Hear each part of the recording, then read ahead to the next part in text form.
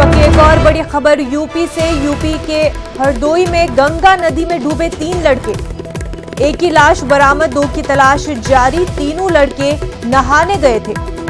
सयावर घाट पर यह हादसा पेश आया है। इस वक्त एक और बड़ी खबर यूपी के हरदोई में गंगा नदी में 3 लड़के डूबे हैं, एक की लाश बरामद कर ली गई है और 2 की तलाश इस वक्त जारी है। तीनों लड़के सयावर घाट के करीब नहाने गए थे।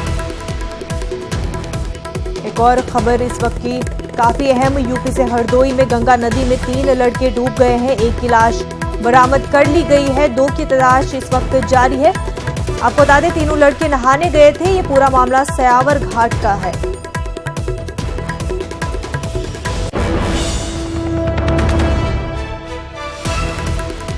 खबर यूपी से हरदोई में गंगा नदी में 3 लड़के डूब गए हैं, जिनमें से एक की लाश बरामद कर ली गई है और 2 लड़कों की तलाश इस वक्त जारी है।